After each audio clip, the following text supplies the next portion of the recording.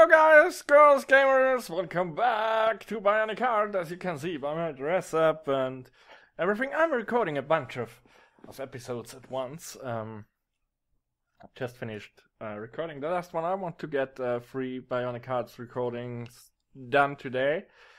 Maybe we see the end of the game. Arg! Arg! What am I overlooking? What the hell am I overlooking? There must be something I'm overlooking. Overlooking.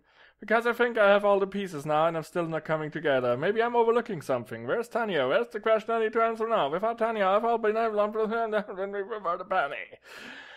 I returned to her safe house, but she was no longer there. Instead of my colleagues looks like she isn't at the safe house anymore. They didn't catch her, however, and I found no leads on where she is. I don't know. I secretly read all the reports CSI sent in. I'm sorry. Tanya's the only one I can trust if I can find her. I wouldn't know where else to go.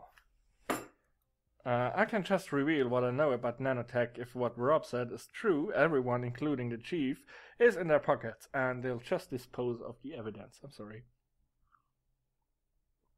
Cheers, everyone. And then of me. I can't go to the media either. Nanotech owns all of the TV channels, and if I went to a small news agency, Nanotech would just buy them easily. Sorry.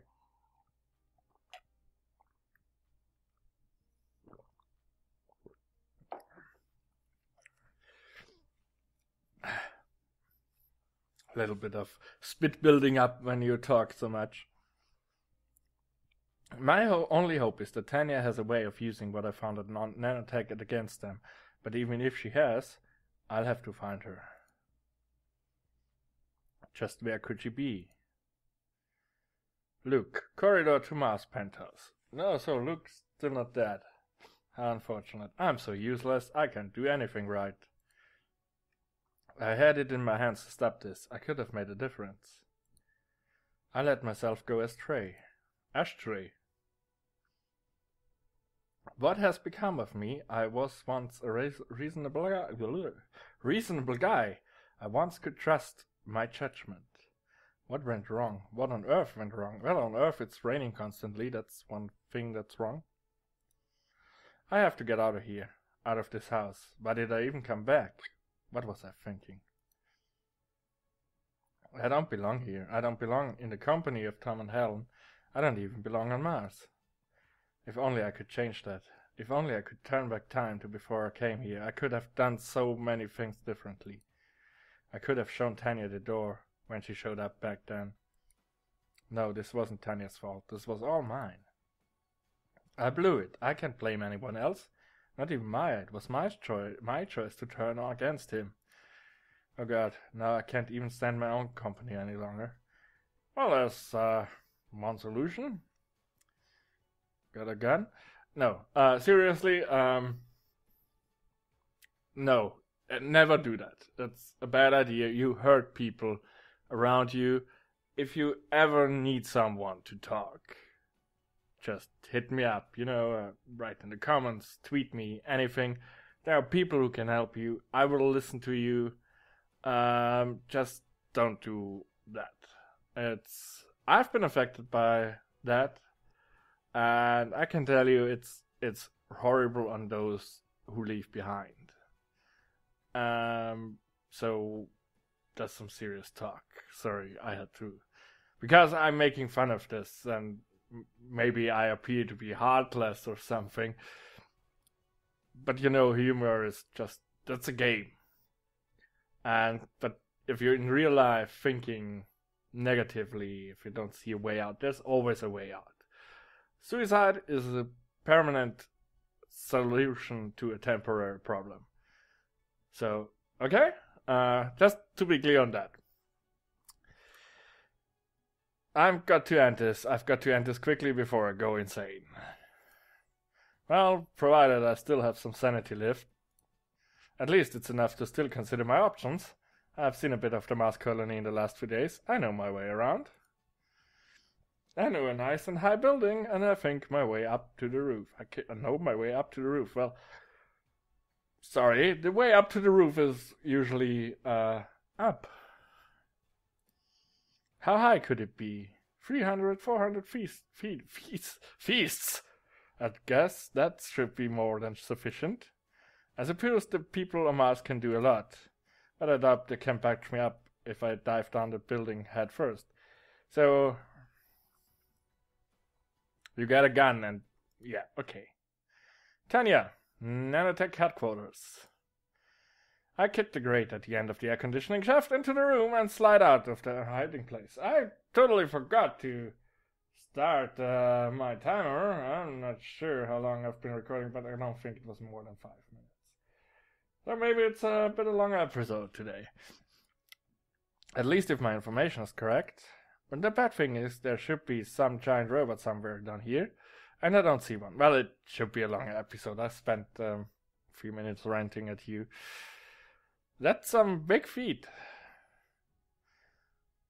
On the feet of a man, you know. Yeah, I don't. This room here is really huge. So it seems. You know that there's something off about this image. Just a little bit. You know how huge these feet are? And then look where the back walls is. Is it just me, or does it look he has huge feet but a very, very short body? Because that's easily the length of the feet here. Large piece of machinery. Oh, that's no floor. That's the robot. Fuck, how big is that thing? Well, it's not too big. It has big feet, I can tell you that. Must be over 100. No, that's a lie. You are a filthy, filthy liar. That's not 100 feet. Not at all. Not in 100 years.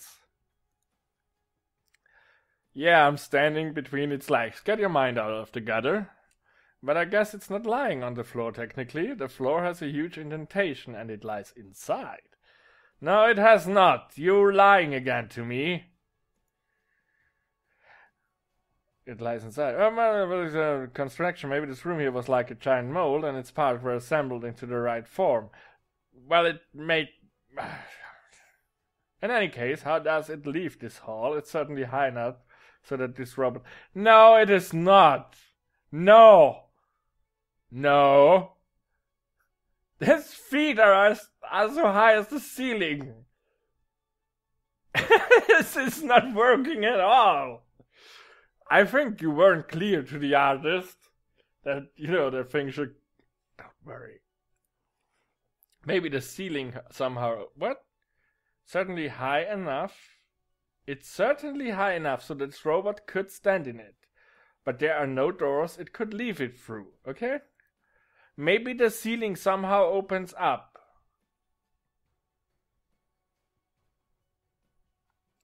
What? If it can stand in it. I mean, we cannot see it optically here. But what good would it do when the ceiling opens up? In any case, I have to find out where to connect the brain. Can't be too hard, probably inside his head. Only that the head is a terrible place for the brain. It's exposed. It's vulnerable. You don't want to put something exposed and vulnerable if it's the central point where you can destroy something. I look around and around. Well, it does have a head, but it doesn't look as though the head would open. Actually, I don't see anything that looks like an opening.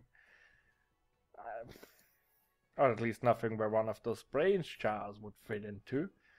I guess it would have been too much hope for a manual lying around somewhere. Damn, I should have thought of this before coming here. Wait, what's this little alcove on the side? It looks like a chair or something. Doesn't belong to the robot, though. But it looks as though it's supposed to control something. There's a touch panel next to it. Let's see. Extraction sequence standby. Looks like I can start some extraction sequence from here. Let's try this. Ah damn. Invalid comment. Encephalostogma not detected. It's missing an encephalostogma. A brain jar, you stupid thing. Wait, that word sounds familiar. I can spell it. Fuck that. Where did I... Of course, in Maya's conversation with Lucas Walker, that's the fancy scientific term for brain jar. So it's looking for that, eh? Well, you can have it. I just put the jar on the chair and try it again.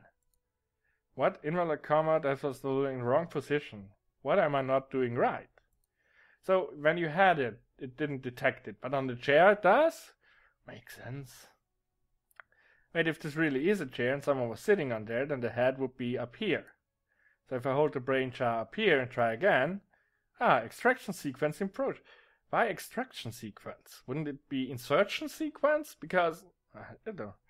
Something's happened. A myriad of tiny screwdrivers are coming out of the wall and moving around the brain jar I'm holding. I guess if I were sitting here, these things would open up my head now. Who? Another error message? Cranium opening sequence failed. Cranium already open. Continue. Well, yes, of course. Screwdrivers retract and instead a latch hole in the black back wall opens. Something that looks like a pipe with a suction cup on top comes out and moves towards the brain jar. With a slurping sound, it attaches to the jar and then begins to pull it inside the wall. Why not, instead of a human sitting there, since he has all the brain jars, just have a point where you put the entire jar into the robot? Just my idea, Well, that is what I wanted, so I let it go and watch the apparatus disappear back inside the wall and the hole close again. Okay, now let's see what the touch panel has to say. 3 choices. Extract another encephalostagma. Implant encephalostagma and standby mode. I want to implant this brain, so... Okay, host body is the next point on the menu. 2 options. Humanoid testing device or behemoth device.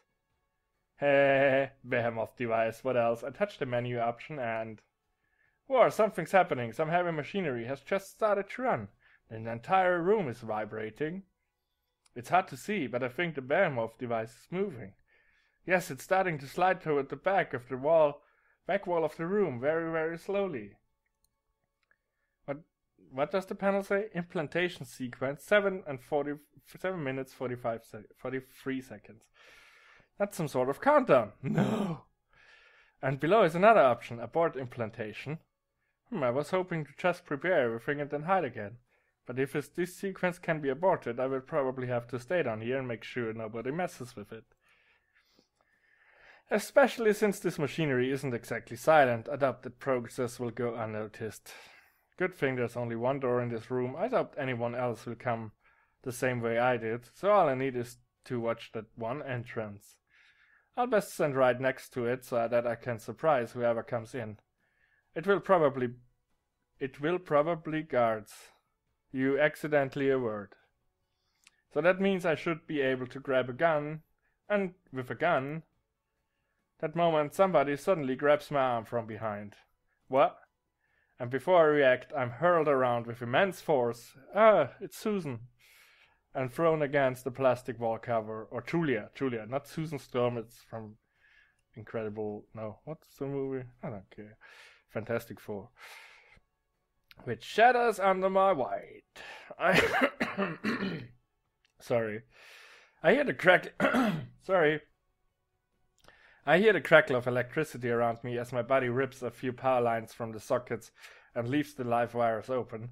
Fortunately, none of them touches me. I slide into an alcove of the hall, still a little dizzy from the sudden impact, and before I know it, something lands on me and grabs my neck. Surprise! Julia? So I was right about that sound I thought I heard in the air ducts. That was you in there. So you followed me through the ducts? I didn't know where exactly were until suddenly the stuff down here came to life. Then it was all a matter of following the noise. Which, by the way, was a nice touch. I wouldn't have been able to sneak up on you without it. Gotta keep her talking. In 7 minutes the behemoth device will be ready, and then I'll have an ally. You think. Good job, and what are you going to do now that you caught me? I will tear your head off and bring it to Maya. And then? Then nothing. After all the trouble he's had with you, I doubt he'll give you another body. And then I'm finally the only true cyborg in the world. You sure Maya will do what you want? He never seemed like a very reasonable man to me. You're right. Can't trust him on that.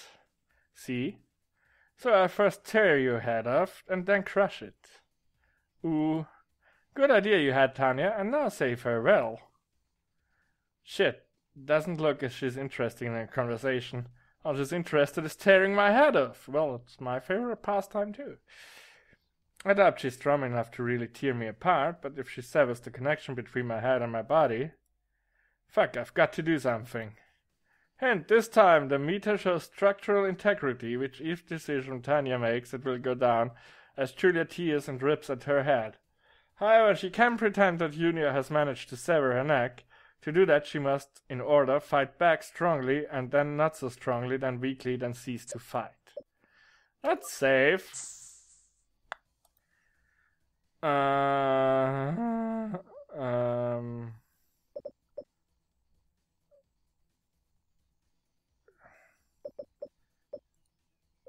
Yeah, okay.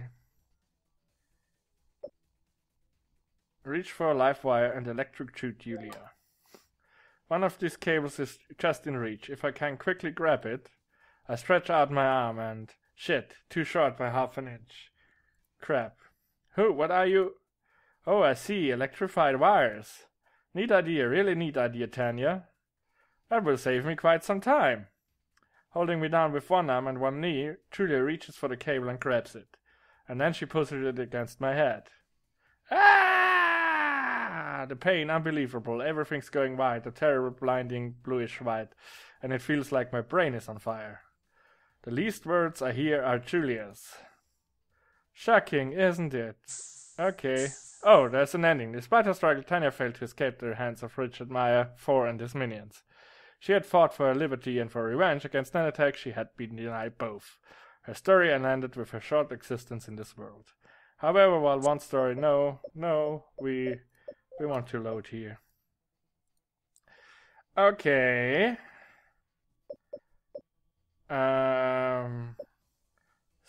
Force Julia's hands away from your neck.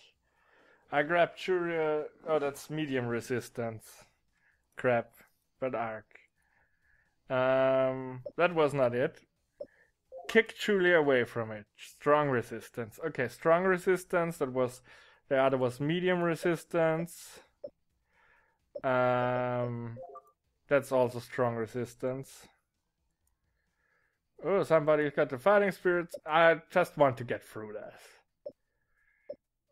Pledge for your life. Weak resistance. And she's struggling. Okay, now I know how to do that. Come on. So. Tear Julia's head off. Strong resistance. Scratch Julia's eyes out. Medium resistance. Plead for my life. Weak resistance. And she's struggling and go limp. I twitch upward one final time and then, as sudden as I can, I stop moving and just go limp. I let my arms fall to the side. Now look at that, your head's still on, but you don't move any longer. Could it be that your neck is broken, and that you can still see and hear me, but no longer fight? How wonderful! Julia smiles, she must think she has won. And my fingers are almost in reach of that power cable. Reach for a live wire and electrocute Julia. One fast move in and... What the... And I grab the cable and slam the live ends against Julia's head. Aye! Her scream is louder than all the machinery around me. It's the most terrible scream I've ever heard. At the same time full of agony, hate and rage.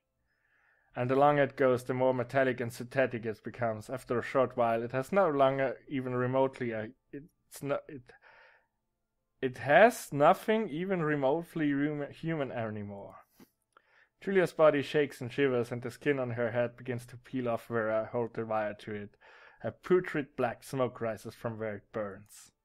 Eventually, she stops screaming altogether and only shakes and shivers. I hold the wire in place for at least another 30 seconds before I'm certain she's dead. Then I take it away, and Julia's body immediately collapses. Enough power for you? Disgusted, I push her off me and stand up. My neck doesn't hurt. I usually don't feel pain. But it doesn't feel exactly right either. I hope it's no long-term damage. Turning around, I look back into the hangar. Apparently the implantation procedure has progressed quite a bit. The robot's no longer lying on the floor. Instead, it's now leaning against the wall, and there's a tube going from the wall into its back between its shoulders. That must be where the brain jar goes in. Wait, the tube's starting to retract already? That must mean the brain jars are already inside. I wonder how long it will take until the new pilot has control of... Woohoo! This looks awesome! Apparently not that long. You like it? I wave towards the head of the giant robot. It looks down. That looks like, a mech. Tanya, that you down there? Yep, that's me. Wow, you're so tiny. And you've grown quite a bit since I last saw you. Hang on, let me see if I can control that thing. The robot takes one step into the hall. One surprisingly fast step, the entire ground shakes at its movements. Yeah, it looks as though I can. What's that?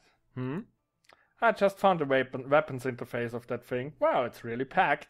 The missiles alone could level an entire city. I hope you're not thinking of testing out those missiles in here. Nah, too close quarters, I think. Not so fast. Meyer and Mark. Hello, Jason. That voice. You're standing right here, boy. You better do as he says. You're the one who spoke to me before, the guy who put my brain into a jar. Indeed I am, and I must say I'm quite impressed, Jason. Your first time inside the Behemoth device and you're already able to move it. I'm able to do more than that. The giant robot points one of its arms at Mark and Meyer, an arm with a lot of weapons on it. But nothing happens. Huh? Oh, aren't the weapons working? Too bad. I've locked them with a special security algorithm. One that needed to be decoded before. That moment, the robot's machine guns begins to fire. Ah! Mark's chest practically implodes and he's thrown back. Wow, and some action! And thrown against the wall, leaving a huge bloody spot as he collapses. What caliber is that gun? It must be at least 30 millimeters or something. Meyer's face is frozen in panic as he looks at the dead body of his former head scientist. Well, I wouldn't count on any security algorithm to stop me. But, Meyer frantically digs his hands inside his pockets, pulls out the device and points it at the robot. And I also wouldn't count on your emergency shutdown remote to work. That was the first thing I disabled when I took control of the Behemoth device. How? I'm better than you thought. Hey, even though the robot can grin, I can practically hear Jason grin as he says that. Meyer in return goes even wider than he already is. He suddenly seems to remember something and looks to his fallen scientist again. He kneels down, apparently to inspect Mark's dead body. It's difficult to see, but I think he's pulling out something from the pockets of Mark's lab coat. And he seems visibly relieved when he has it. What was that, Meyer? What was what? The thing you pulled from Mark's pocket. Huh? You must be mistaken. I didn't. He did pull something out of the scientist guy's pocket? Yeah. Daniel, would you please see what it is? A pleasure. I walk over to Meyer, grab his arm, and force the thing he's holding out of his hand. Ouch, careful, you brute. Looks like a small metal canister. Careful with that, don't damage it. It's a miracle that the idiot didn't blast it when he shot Mark. Any idea what's in it? No, sorry, it has something complicated on the side, something about alpha reticulus strain. Does that mean anything to you? I'm afraid not. Meyer seemed to be very anxious about it. He sure doesn't want it to be opened. Hey, I know what this is. You do? I overheard him and Mark telling about some information they found on your computer, something about the virus, a bioweapon. And judging from the look on Meyer's face, that must be a sample of the virus they already produced. Then bring it to me. I nod, walk over to the giant robot and carefully place the small container into one of its huge hands. To my surprise, a small hatch opens inside the hand and the container slides inside. Well guys, wasn't nice meeting you all, but I got to get going. Got people waiting for me back home. So, you also found out. Yep, I know the Behemoth device is capable of spaceflight too. You wanted to use it to attack Mars, right? Rest assured I will not leave without having used it for the purpose it was meant for. Destruction, however. What if instead of destroying my home, I just destroy yours, Maya? Earth? You're going to destroy Earth? Well, I fear this robot may be a little undersized to handle all of Earth, even if you have deserved it. But I guess it should be enough to turn all of London into rubble, don't you think? No, no! Would you mind giving me a lift out of here before you do that, Jason? I don't really want to be in London when you turn it to rubble. Of course, Tanya, just hop on. There's a cargo compartment inside the left leg. You should easily fit in there. Alright, but please move carefully then. Try not to shake me around that much, okay? I'll do my best. Oh, and by the way, I grin. If you want to do me a special favor and really go for destroying Earth, I have an idea. You do? Yeah, the virus. Why don't you spread it all over London? You mean... Yeah, it's a bioweapon, so it can wipe out a lot more people than your other weapons can. And Mark says it was even infectious. What the heck is going on? Anyway, this is it for this episode. I think we're reaching a conclusion fairly soon. So I want to keep something for that. And... did she just, said he should use a bioweapon? Well, I'm not sure. But we will find out next time! Thanks so much for watching, bye!